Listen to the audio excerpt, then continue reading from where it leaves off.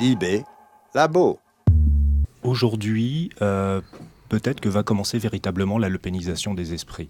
Je m'explique. Si on prend un petit peu les enquêtes quantitatives qui ont été faites sur l'électorat du Front National, ce qu'on constate, c'est que dans toutes les années 90, éventuellement début des années 2000, selon les élections, il y a entre 40 et 60% de l'électorat qui vote Front National, qui ne veut pas que le Front National accède au pouvoir.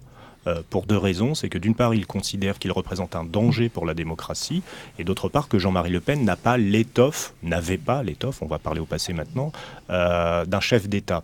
Je suis pas sûr véritablement qu'il y avait une lepénisation des esprits, en ce sens que ces problématiques n'étaient pas forcément légitimes au sein de l'électorat.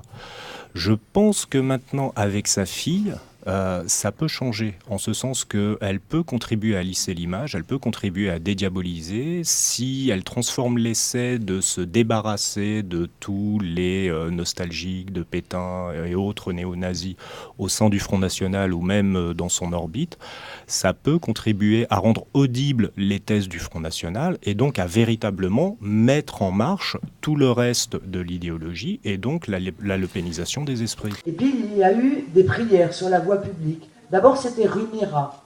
Et maintenant il y a 10 ou 15 endroits où, de manière régulière, un certain nombre de personnes viennent pour accaparer les territoires. Je suis désolé, mais pour ceux qui aiment beaucoup parler de la Seconde Guerre mondiale, s'il s'agit de parler d'occupation, on pourrait en parler, là pour le coup. Marine Le Pen, elle envoie un message double, je pense. Elle envoie un message de radicalité à l'intérieur de son propre camp pour amener à ressouder tout le monde.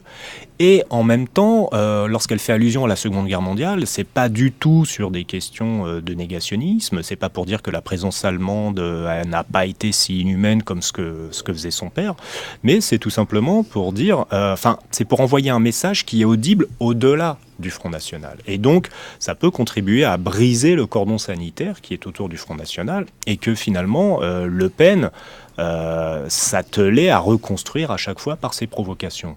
Donc je pense qu'il y a cette double dimension à la fois interne et externe. Est-ce que c'est justement son ambition à Marine Le Pen que de dédiaboliser ou briser le cordon sanitaire qui pourrait aller jusqu'à des alliances ou des accords de gouvernement avec l'UMP par exemple? Est-ce que c'est son ambition?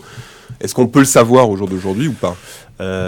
Moi, je peux faire que des hypothèses à ce niveau-là. C'est déjà beaucoup.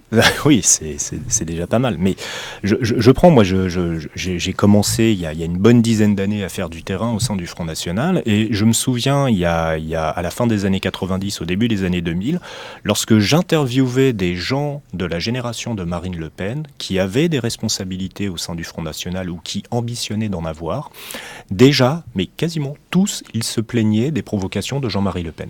Tous. Moi, j'ai repris mes entretiens de l'époque. C'est assez étonnant et c'est quelque chose que je n'avais pas vraiment pointé à l'époque. Et donc, il me disait dans les entretiens, mais tant qu'il fera ce genre de provocation, on n'arrivera jamais au pouvoir. Et je pense que ça s'est traduit véritablement, et ce qui a été un traumatisme pour eux en 2002. C'est-à-dire que 2002, Le Pen arrive au deuxième tour, c'est une victoire en soi, mais il y a une telle mobilisation pour le deuxième tour qui se fait autour de Jacques Chirac que finalement, il réalise, là moi j'ai eu des entretiens, il réalise avec plein de dépit, on ne sera jamais au pouvoir. On ne sera jamais au pouvoir dans ces conditions avec ce type de provocation. Il faut changer.